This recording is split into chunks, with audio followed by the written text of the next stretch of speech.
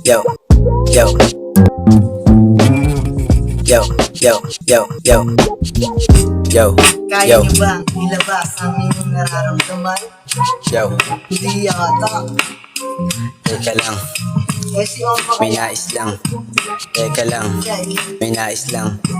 Yo. Nais lang na magbahagi ng sarili kong isipan at hindi na napigilan kasabay ng alaala na pilit kinalimutan. Sumibat ko san malayo sa tahanan, maghanap na mga pwedeng pagkita. Kakapagod din kaya pahinga na matagal, masarap daw makamit.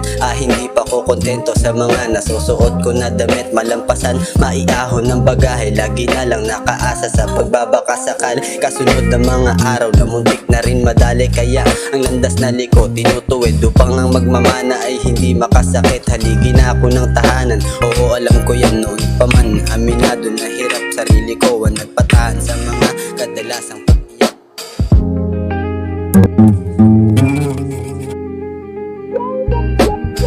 puso't isip ay huwag pahirapan. Doon tayo sa kung saan tayo nagiging masaya. Walang problema kung palagi kang pagod, mahalaga palagi-lagi kang nagiging masaya. Puso't isip ay huwag pahirapan. Doon tayo sa kung saan tayo nagiging masaya.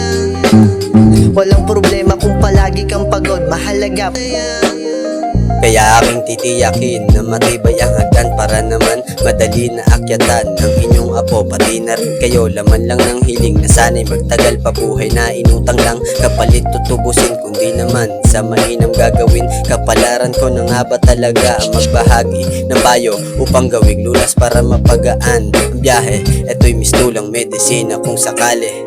Yo, kung sakali. Kung sakali mang umayon mga alon, sasabay upang mapagaan ang pagkaon. Magdasal na sana'y huwag na mawala mga rason kung ba't pa pumabangon at nabubuhay sa mundo na minsan nating sumang-ayon.